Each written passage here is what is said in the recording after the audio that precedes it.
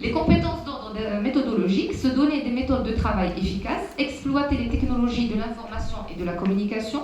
Les compétences d'ordre personnel et social, actualiser son potentiel et coopérer. On revient à l'aspect justement collaboratif de la chose. Et puis les compétences d'ordre de la communication, comment communiquer de façon appropriée.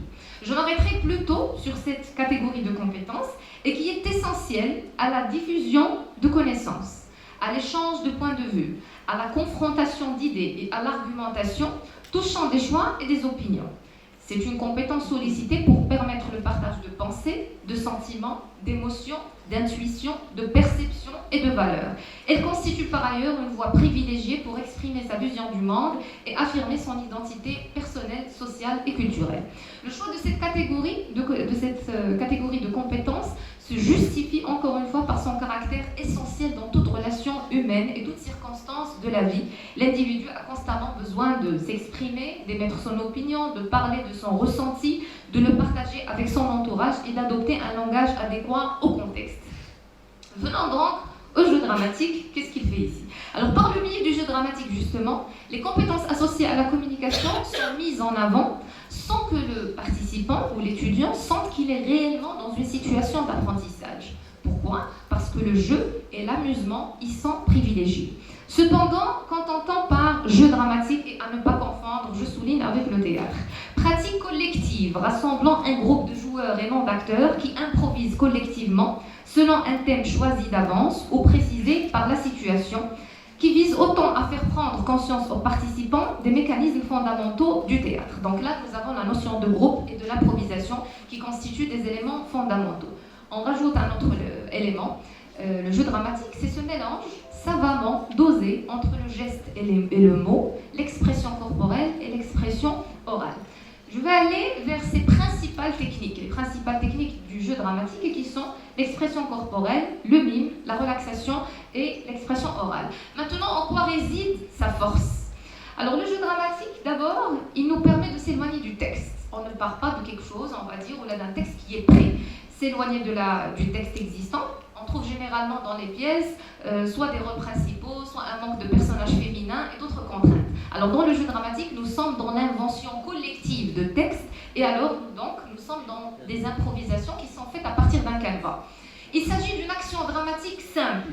Il s'agit d'un jeu collectif au cours duquel les joueurs inventent par petits groupes un projet de jeu, le mettent à l'épreuve en improvisant sous le regard des autres.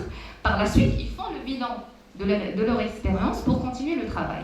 Là, on se place dans une autre forme de l'évaluation, à savoir l'auto-évaluation. J'ai des étudiantes qui sont en train de me faire un sourire parce qu'elles sont en train de se reconnaître. On a vécu cette expérience. Alors, là, le troisième élément, la prise de risque et la liberté d'expression. Le jeu dramatique permet la prise de risque inhérente à l'acte d'apprentissage comme à celui de la création. Il affirme le droit à l'expression et à la liberté d'expression de l'étudiant qui, parce qu'il est libre d'agir, de dire et d'inventer, il déploie ses forces pour atteindre son but, allant jusqu'à faire des efforts qu'il ne fait qu'avec difficulté lorsqu'il s'agit d'un travail demandé par le professeur. Donc lorsque c'est lui qui initie le travail, il le fait agréablement, dans la bonne humeur et dans la joie, mais des fois lorsque c'est demandé par le professeur, on a une énergie qui est autre. Ensuite, l'autre élément, l'individu et le collectif, c'est une activité qui refuse la solitude du monde moderne, qui la combat et qui affirme l'importance de la confrontation aux autres imaginaires, un lieu où la pensée personnelle s'expose au collectif. Ça, c'est très important. En tant qu'enseignant, on remarque souvent que les étudiants ont du mal à travailler en groupe. Tous les groupes qui travaillent à partir de 3 personnes ou 4 personnes, on se retrouve en milieu de parcours avec un groupe qui va dégénérer ou alors un travail qui ne va pas continuer. Pourquoi? Tout simplement parce qu'on n'a pas pris l'habitude de s'investir dedans. Et par la suite, quand on est dans le monde de l'entreprise, forcément, on a du mal justement à monter des projets en groupe. Remise en question des savoirs et certitudes. Dans le jeu dramatique, les étudiants apprennent qu'on peut penser autrement qu'on pense et percevoir autrement qu'on voit, comme l'énonçait Foucault dans l'usage des plaisirs. Et puis, urgence et nécessité, l'étudiant donne une forme à ce qui est important pour lui, s'engage et devient responsable de son projet d'expression au fur et à mesure de son évolution. Et le dernier point, c'est les spectacles et les présentations. Et c'est là la différence avec le théâtre. Le jeu dramatique se différencie du théâtre dans la mesure où il exclut tout jugement de valeur artistique. Le jeu dramatique refuse la compétition puisqu'il privilégie le travail, sur le processus à l'œuvre, dans le parcours, que la valeur artistique du produit fini. On s'en fout complètement si le tableau artistique est bien fait, techniquement, esthétiquement, mais nous, ce qui nous intéresse, c'est tout le processus qui est fait avant. Alors maintenant, la grande question qui se pose, c'est au niveau de l'évaluation de ces compétences transversales ou de ces soft skills, parce que finalement, dans les hard skills, on peut, on va dire, évaluer d'une façon qui est facile parce qu'on a déjà du travail qui a été fait derrière. Maintenant, on parle de confiance en soi, on parle de la créativité, on parle de ce sens social. Comment rendre ça palpable et pouvoir l'observer justement et l'évaluer? Je partage donc avec vous très rapidement la présente grille. Très bien. Je partage avec vous la présente grille d'observation et d'évaluation développée dans le cadre on va dire, d'une longue recherche. C'est une grille qui englobe l'ensemble des compétences transversales. Ça, c'est une partie qui porte sur l'aspect de la communication. Maintenant, ce qui était très très bien justement pendant la recherche et l'élaboration de ce travail, c'est qu'on a essayé en fait j'ai essayé de prendre chaque compétence, de la traduire en sous-compétences et traduire ça en comportement observable. Et puis traduire ça en termes d'activité théâtrale, c'est-à-dire tel exercice va me donner tel comportement est relatif à cette catégorie de compétences. Je vais aller directement vers la conclusion. Il y a beaucoup d'exercices qui sont en harmonie totale avec ces compétences. C'est dommage qu'on n'a pas assez de temps. En guise de conclusion, je vais faire passer ça. Alors, la formation des formateurs est une clé vers le succès du développement des compétences transversales chez les étudiants. Parce que c'est un module ou un contenu qui demande un savoir-faire et surtout un savoir-être d'abord. Et puis, c'est un type de module qui exige un grand investissement de la part de l'enseignant, essentiellement sur le plan émotionnel et préparation des cours accompagnés de l'observation et de l'évaluation. Les soft skills, moi je le dis toujours, c'est avant tout un état d'esprit et une philosophie de vie qui se traduit en comportement observable dès que le professeur arrive en salle de cours.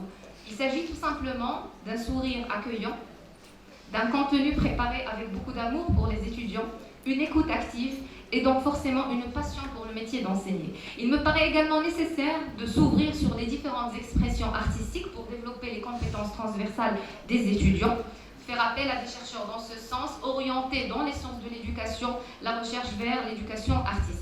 Notons qu'en intégrant l'art sous ses différentes formes pour développer les compétences transversales, nous serons en train d'agir sur deux volets. D'abord, le rapport de l'étudiant à l'université ou à son établissement. Ce n'est plus simplement un lieu où il va apprendre, mais c'est également un lieu où il va se sentir grandir et développer des compétences. Ça, c'est très important.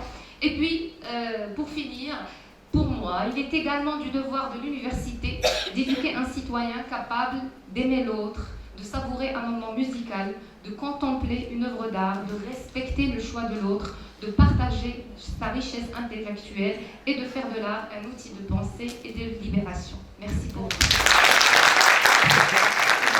Merci, professeur Khalil, pour cette présentation. Donc, on revient donc les trois communications, malgré en fait la différence au niveau du sujet qu'ils traitent. Donc, ils se recoupent sur quelques aspects. Donc, l'aspect de la formation des intervenants, la formation des enseignants, la formation des éducateurs, la formation des formateurs.